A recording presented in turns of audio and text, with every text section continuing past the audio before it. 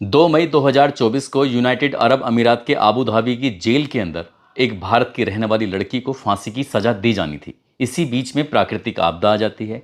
साथ ही जो वहां के राजा होते हैं, राजा के परिवार में से किसी की मौत हो जाती है। इसलिए 8 दिन का राष्ट्रीय शोक घोषित कर दिया जाता है और इसी वजह से जो उस लड़की को फांसी दी जाने वाली थी, फांसी टल जाती है और वो वक्त आगे के लिए मुकर्रर कर दिया जाता है।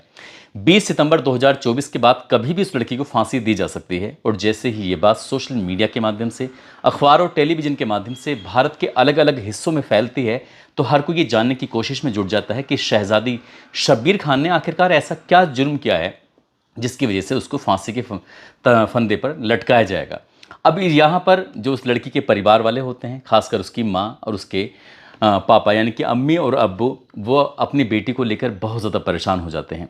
भारत सरकार के अलग अलग दरवाज़ों को खटखटाते हैं, चाहे वो प्रधानमंत्री नरेंद्र मोदी जी का दरवाज़ा हो, राष्ट्रपति जी का दरवाज़ा हो, या फिर उत्तर प्रदेश के मुख्यमंत्री योगी आदित्यनाथ जी का दरवाज़ा हो, या फिर विदेश मंत्रालय हो। जहां जाते हैं वहां जाने के बाद एक ही अपील करते हैं कि जो उनकी बेटी को फांसी की सज़ा दी गई है उसे माफ़ करा दीजिए और हमारी बेटी को इंडिया वापस ले आइए। क्योंकि पहले भी इस तरह के कई मामले हुए हैं जब भारत सरकार ने कई लोगों को फांसी के फंदे पर चढ़ने से रुकवाया है, क्योंकि यहाँ बताया जाता है कि उनके ताल्लुकात बहुत ज़्यादा अच्छे हैं।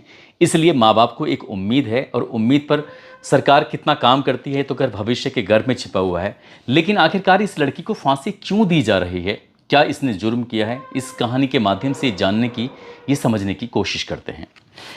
आदाब, नमस्कार, सत श्री अकाल। मैं उस्मान सैफी। आज की जो सच्ची घटना मैं आपको सुनाने जा रहा हूँ, ये सच्ची घटना उत्तर प्रदेश के ज़िला बांदा के थाना मंटोंद का एक गांव लगता है गोयरा मुगली, वहाँ से शुरू होती है। दरअसल शब्बीर खान नाम का एक व्यक्ति होता है, उसको एक बेटी होती है जिसका नाम शहजादी शब्बीर खान रखा जाता है। जब वो लड़की 8 साल की होती है तो 8 साल की जब होने की वजह से उसको कोई ऐसा कारण था कि वो जल जाती है। चेहरे से जो नीचे का जो हिस्सा होता है वो बुरी तरह से झुलस जाता है और उसके चेहरे का जो निशान था वो ताउम्र तक के लिए उसको मिल जाता है।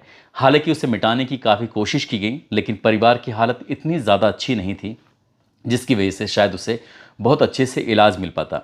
वो लड़की, उसकी शादी की भी बात शुरू की गई थी, लेकिन शायद कोई लड़का उसको पसंद नहीं करता था, इसलिए शादी भी नहीं हो पाती है।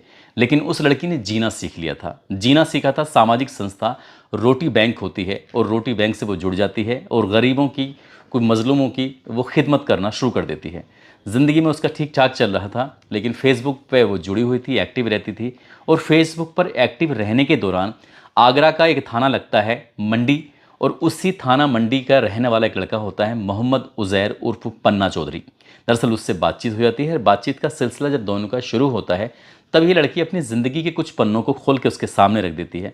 इस लड़के ने उसकी गरीबी को देखते हुए कहा कि अगर तुम्हें कोई ऐतराज़ ना हो तो तुम्हारे लिए यूनाइटेड अरब अमीरात में जॉब का ऑफ़र है। यानी कि उसके रिश्ते में लगने वाली एक फूफी हैं और फूफा हैं, वो वहाँ रहते हैं और उसकी जो फूफा हैं उनकी अम्मी भी साथ रहती है। तुम्हें वहाँ जाना है और जाने के बाद हाउसमेट का काम करना होगा। घरेलू कुछ जिम्मेदारियाँ हैं, उन जिम्मेदारी को अगर तुम ठीक से निभाओगी, तुम उन्हें खुश रखोगी तो वो भी तुम्हें खुश रखेंगे और अच्छे खासे पैसे मिलेंगे।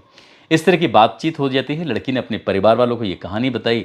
परिवार वाले तैयार हो जाते हैं। जो वीज़ा लगने की प्रक्रियाएं होती हैं, उसके लिए कुछ डॉक्यूमेंट्स जमा किए जाते हैं और वो डॉक्यूमेंट्स जमा कर दिए जाते हैं। कुछ वक्त बीतने के बाद साल 2021 में आखिरकार वो खुशखबरी का दिन आ जाता है कि इस लड़की को अब विदेशी यात्रा करने का एक सुनहरा अवसर मिल जाता है। ये जब यूनाइटेड अरब अमीरात पहुंच जाती है तो बताया जाता है कि शायद ये दुबई में रहते थे। दुबई में रहने के दौरान ही वहाँ मिलते हैं उसको फैज़, और उनकी वाइफ होती हैं नादिया, जो कि मोहम्मद उज़ैर के फूफी और फूफा बताए जाते हैं।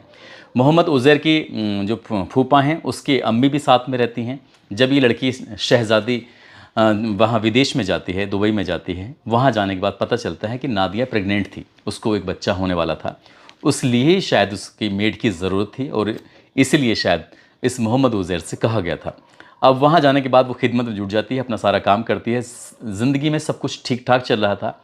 ऐसा मैं इसलिए भी कहता हूँ कि खान शहज़ादी के नाम से एक फ़ेसबुक पर आईडी बनी हुई है। उसने कई ऐसे वीडियो भी अपलोड किए हुए हैं जिसमें लग रहा है कि वो दुबई में घूम रही है।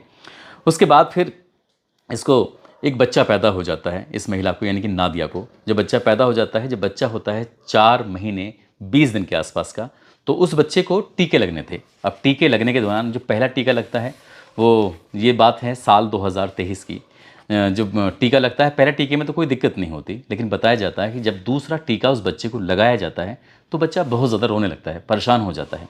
हालांकि इसी बीच में जब उसको हॉस्पिटल में ये सब प्रक्रियाएं हो रही थी, तब बच्चे की माँ भी साथ थी, यानी कि नादिया भी साथ थी, और नादिया अपनी ड्यूटी पर निकल जाती है। और उसके बाद फिर उसके रोने के बारे में बताया जाता है। जो इस नादिया की सास होती है वो कहती है कि बच्चा तो बहुत ज़्यादा रो रहा है। तो उन्होंने कहा मम्मी परेशान होने की ज़रूरत नहीं है, उसको दूध पिलाओ और आराम कर लेगा, सो जाएगा, ठीक हो जाएगा, कोई दिक्कत परेशानी वाली बात नहीं है।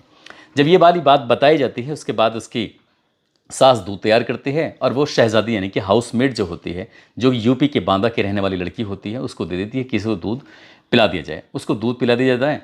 बच्चा दूध पीने के बाद आराम से लेट जाता है, यानी कि सो जाता है। अब उस कुछ वक्त बीतने के बाद उसकी माँ जब ड्यूटी से वापस आती है, अपने बच्चे को सोता हुआ देखती है, तो इसी बीच में याद आता है कि बच्चा तो इतनी देर तक सोता नहीं है, आखिरकार इतनी देर तक क्यों सो रहा है, क्या बात है।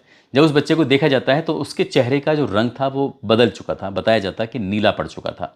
अब कैसे हुआ कैसे नहीं हुआ, बस इस बच्चे को लेकर सीधा नज़दीकी हॉस्पिटल जाते हैं।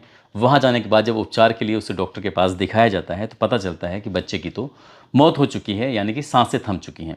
अब बस बच्चे की मौत होना था और घर में मातम जैसा माहौल हो जाता है, सब लोग परेशान हो जाते हैं। परेशान होने के बाद लगभग 36 घंटे का इंतज़ार किया जाता है। उसके बाद जो इसके कफन दफन की प्रक्रियाएं होती हैं, उसके कफन दफन के इंतज़ाम किए जाते हैं। इंतज़ाम करने के बाद अब सब कुछ नॉर्मल होने की कोशिश की जा रही थी, लेकिन इसी बीच में बार बार इस शहज़ादी को ताने दिए जाने लगते हैं नादिया की तरफ से कि मेरा बच्चा मरा है तो सिर्फ तुम्हारी वजह से मरा है।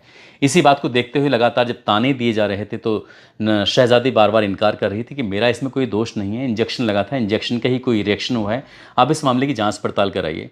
लेकिन कोई भी ऐसा दावा किया जाता है कि कोई भी पोस्टमार्टम नहीं हुआ था, और ये पोस्टमार्टम नहीं हुआ था इसलिए कैसे क्लियर होता कि क्या उस बच्चे को हुआ था और क्या किसी ने कुछ दिया था। लेकिन इसी घर में इस तरह से आरोप लगते रहे कि शहजादी ने ही इस बच्चे को मारा है।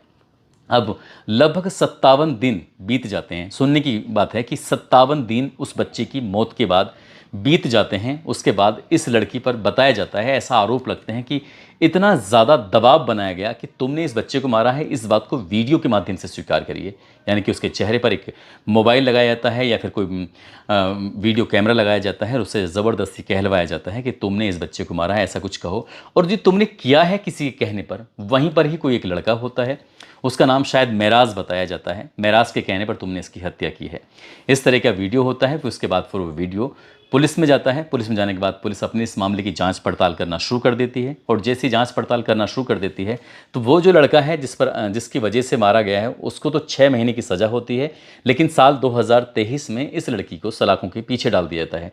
जैसे भारत के अंदर प्रक्रियाएं होती हैं, थाने में मामला जाता है, चार्जशीट लगती है, निचली अदालत में सुनवाई होती है, फिर हाई कोर्ट में होती है सुनवाई, फिर उसके बाद सुप्रीम कोर्ट में सुनवाई होती है। इस तरह से वहाँ पर भी इसी तरह की कुछ प्रक्रियाएं होती हैं। लेकिन ऐसा भी दावा किया जा रहा है कि इस लड़की को वकील मिलता ही नहीं है, क्योंकि वहाँ वकील करना वहाँ की ज़्यादा महंगी फ़ीस है। अगर हम बात करें यूनाइटेड अरब अमीरात की तो वहाँ पर दिरहम चलता है। अगर आज की तारीख की हम बात करें तो आज यानी कि 6 सितंबर 2024 को लगभग 23 रुपये की बराबर, हमारे 23 रुपये और उनका 1 दिरहम, इसकी कीमत बराबर होती है। अगर वहाँ वकील भी किया जाता है तो उसकी फ़ीस भी लाखों में हो जाती है। लेकिन शहजादी शब्बीर खान तो गरीब परिवार से बिलोंग करती थी। अगर वो गरीब ना होती तो शायद कि हाउसमेट के लिए वहाँ पर काम करने के लिए कतई ही नहीं जाती। और बताया जाता है कि जब निचली अदालत में केस चल रहा था तो उसे शायद वकील नहीं मिलता है, वो अपना वकील नहीं कर पाती है क्योंकि उसके पास पैसे की कमी थी। मामला निचली अदालत पहुंचता है, उसके बाद फिर इसे फांसी की सज़ा का हुक्म दे दी जाता है। फिर मामला पहुंच जाता है हाई कोर्ट में, और हाई कोर्ट से भी फांसी की सज़ा, सुप्रीम कोर्ट से भी फांसी की सज़ा का हुक्म सुनाया जाता है। इसी तरह से वक्त बीत रहा था और ये तारीख मुकर्रर कर दी जाती कि 2 मई 2024 को इसको फांसी के फंदे पर चढ़ा दिया जाए। लेकिन प्राकृतिक आपदा आ जाती है, और प्राकृतिक आपदा भी ऐसे बताते हैं कि शायद इस दुबई के या फिर यूनाइटेड अरब अमीरात के इतिहास में ऐसी कभी प्राकृतिक आपदाएं नहीं आई थी। वहाँ पर बाढ़ ही बाढ़, पानी ही पानी हो जाता है, बड़ी बड़ी गाड़ियाँ बह जाती हैं पानी के सैलाब में।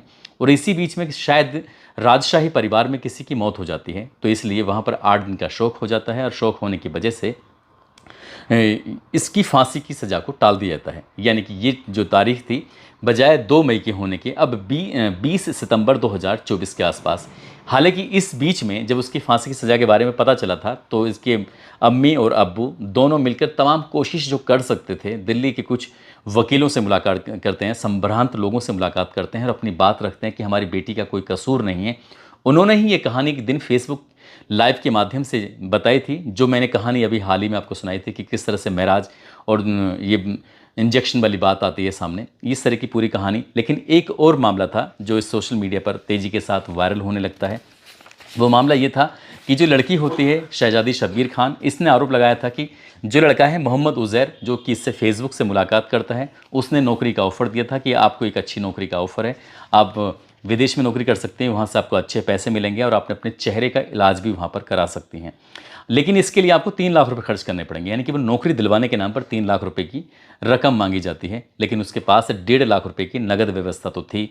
साथ ही उसके पास एक सोने की चैन थी, साथ ही उसके पास कुछ अपने इम्पोर्टेंट डॉक्यूमेंट्स थे, वो सब जमा कर दी जाते हैं इस मोहम्मद उज़ैर के पास। और मोहम्मद उज़ैर ने उनको रखने के बाद तब जाकर इसको अपना नौकरी का मौका मिल पाया था, वो वहाँ जाती है। इस लड़की ने लगभग 4 साढ़े 4 मिनट की एक ऑडियो क्लिप के माध्यम से किसी ऑफिसर को ये बताने की कोशिश की है कि साहब मुझे बहुत ज़्यादा टॉर्चर किया गया था, इस लड़के को मैं अपने सगे भाई से ज़्यादा मानती थी, जिसने मुझे पूरी तरह से धोखा दिया है, मुझे इंसाफ चाहिए, भले ही चाहे मैं बचूँ ना बचूँ, लेकिन मेरे मरने के बाद भी मुझे इंसाफ चाहिए। और उस लड़की ने बाकायदा ऑडियो के माध्यम से कहने की कोशिश की है कि इसमें ये लड़का, जो कि इसका नाम मोहम्मद उज़ैर है, उसकी फूफी फूफा, उसकी फूफा की जो माँ होती है, इन सब ने उसको टॉर्चर किया है। उसे जानबूझकर ये वीडियो बनवाया गया है। ऐसा बताया जाता है कि कोर्ट में जो पहुंचा है एविडेंस, वो सिर्फ वीडियो पहुंचा है जिसमें उसने खुद से स्वीकार किया है कि हाँ मैंने उस बच्चे का कत्ल किया है। अब क्या होगा आगे क्या नहीं होगा, लेकिन जो पिता हैं वो अपनी बेटी की वजह से, अपनी बेटी को इंसाफ दिलाने की वजह से वो आगरा पहुंच जाते हैं, क्योंकि ये जो फैमिली है जिनके पास लड़की ने काम किया था यूनाइटेड अरब अमीरात के अंदर, वो लोग, उनके परिवार के लोग आगरा में रहते हैं, उनके पास जाते हैं, हाथ जोड़ कर विनती करते हैं, रहम की भीख मांगते हैं, कहते हैं कि हमारी बेटी को माफ़ कर दो। क्योंकि राजशाही जहाँ राजतंत्र है वहाँ पर ये भी होता है कि खून का बदला खून, और ये होता है कि अगर सामने वाला माफ़ करना चाहे तो तुम शायद बच भी सकते हो, ऐसा भी बताया जाता है। इसलिए इस लड़की यानी कि शहजादी शब्बीर खां की अम्मी और अब्बू दोनों आगरा जाके उस परिवार से रहम की भीख मांगते हैं, अपील करते हैं कि आप हमारी बेटी को माफ़ कर दीजिए, उससे जो गलती हुई है उसकी गलती को पर पर्दा डाल दीजिए।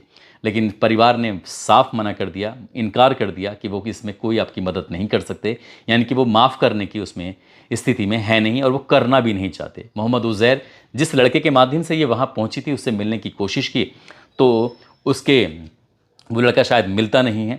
अब इसी बीच में जब ये सब कुछ हो जाता है तो बताया जाता है कि इसके परिवार के लोगों ने 15 जुलाई साल 2024 को ये बांदा का ही एक थाना होता है, वहाँ पर एफआईआर दर्ज कराई। और एफआईआर में जो इन्होंने आरोप लगाए थे, आरोप कुछ इस तरह से लगाया कि उसके जेवर लूटे हैं, उसके पैसे लूटे हैं, उसके जो डॉक्यूमेंट्स हैं वो लूटे हैं, साथ ही उसकी जो मानव तस्करी की गई थी, बिना उस लड़की के मर्जी के ज़बरदस्ती उसको विदेश भेजा गया था और उसे घरेलू काम कराया गया था, नौकरी की तरफ से व्यवहार किया गया था, उसके साथ मार पिटाई की गई थी।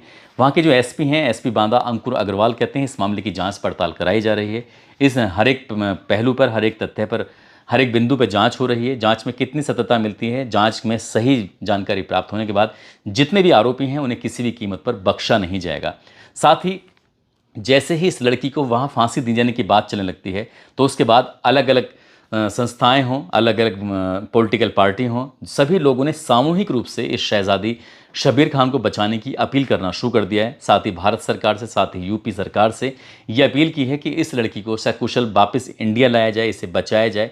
अब भारत सरकार, यूपी सरकार इस लड़की को बचाने में कितना सफल हो पाती है ये तो खैर भविष्य के गर्भ में छुपा है, क्योंकि अगर हिस्ट्री की हम बात करें तो कई ऐसे मामले हैं जो नरेंद्र मोदी जी की वजह से कई लोगों की जान बच सकी है, क्योंकि वहाँ पर फांसी के फंदे तक पहुँचते पहुँचते शायद नेवी के कई अधिकारियों को उन्होंने सकुशल वापस बुला लिया था।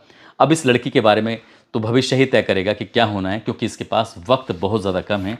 आज 6 सितंबर हो चुका है और 20 सितंबर के बाद कभी भी इस लड़की को फांसी दी जा सकती है। हम भी अपनी वीडियो के माध्यम से यही अपील करेंगे कि इस लड़की की जान बख्श दी जाए और ये वापस इंडिया जाए अपने माँ बाप के पास, क्योंकि इसके माँ और बाप बेहद गरीब लोग हैं। अपने परिवार की गरीबी दूर करने के लिए, अपने चेहरे को ठीक करने के लिए शायद ये इंडिया से बाहर कमाने के लिए गई थी, लेकिन वो नहीं जानती थी कि उससे क्या हो जाएगा, उसके साथ क्या हो सकता है और क्या होने वाला है। दोस्तों, इस वीडियो को सुनाने का उद्देश्य, इस जानकारी को देने का उद्देश्य किसी को परेशान करना नहीं है, किसी का दिल दुखाना नहीं है, बल्कि आपको जागरूक करना है, आपको सचेत करना है। और जाते जाते नोएडा की रहने वाली हैं निदा सैफ़ी और साथ ही अगम साहू, आज इनका जन्मदिन है। इनको जन्मदिन की ढेरों सारी शुभकामनाएं, बहुत बहुत मुबारकबाद। साथ ही कुछ लोगों ने नाम लेने की अपील की है, जिसमें फरहा नाज हैं, आसिफ मोहम्मद, धनंजय कुशवाहा, जाहिद साबिया, अरमान खान, धीरू यादव, मोहम्मद कबीर, दिलीप पटेल, मोहम्मद नौशाद, उमा कुमार, इंद्रजीत सिंह, यूनुस खान, रेहान मलिक, पिंटू कुशवाहा, महफूज अंसारी, नीरज कुमार, कमाल खान, महिपाल सिंह। आप सब लोग अपना ख्याल रखें, सुरक्षित रहें। जय हिंद, जय भारत।